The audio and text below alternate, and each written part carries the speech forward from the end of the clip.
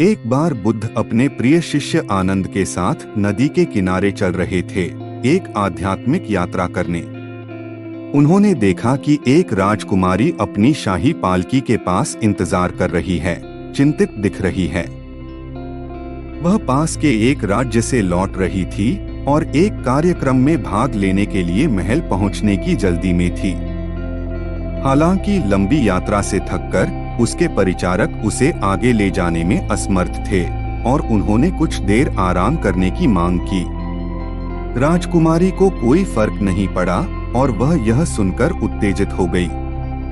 बुद्ध ने मदद करने का फैसला किया और आनंद के साथ राजकुमारी को उसकी पालकी में काफी दूरी तक ले गए।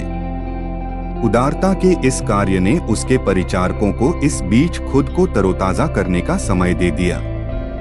एक बार जब परिचारक शेष यात्रा करने के लिए सक्षम हो गए, तो दोनों भिक्षुओं ने आज्ञा लेकर अपने रास्ते जाने का फैसला किया। हालांकि राजकुमारी ने किसी भी प्रकार की कृतज्ञता व्यक्त करने की परवाह नहीं की। राजकुमारी के इस निराशाजनक प्रदर्शन से परेशान आनंद भीतर ही भीतर द्वंद्व करते हुए चुपचाप चलता चला गया। उसने बुद्ध से प्रतिक्रिया की अपेक्षा की, लेकिन उसके आश्चर्य के लिए बुद्ध के चेहरे पर एक अजीब चुप्पी, एक अतुलनीय शांति झलक रही थी। इस चुप्पी को गले लगाने में असमर्थ आनंद ने नाराजगी में कहा, उस राजकुमारी को कुछ शिष्टाचार सीखने की जरूरत है। वह हमारी मदद की थोड़ी सराहना कर सकती थी। बुद्ध धीरे से मुस्कुराए और बोले, आनंद, हमारी निराशा हमारी अतिअपेक्षाओं का परिणाम है। आनंद को यकीन नहीं हुआ। हम उसे इतनी लंबी दूरी तक ले गए, वह कम से कम अंत में वापस मुस्कुरा सकती थी। एक मुस्कान से कुछ भी खर्च नहीं होता। मैं वास्तव में नाराज महसूस कर रहा हूँ बुद्ध। आखिरकार हम उसे इतने लंबे समय तक ढोते रहे।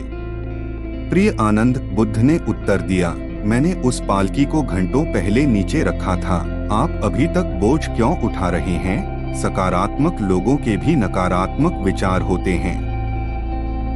वे बस उन विचारों को उन्हें नियंत्रित करने की अनुमति नहीं देते हैं। विचार अतिथि की तरह हैं, उन्हें आने और जाने दो। तो इस कहानी से हमें क्या सीख मिलती है? कृपया कमेंट सेक्शन में कमेंट करके जरूर बताएं। धन्यवाद। अगर वीडियो पसंद आया तो लाइक करें और चैनल को सब्सक्राइब करें।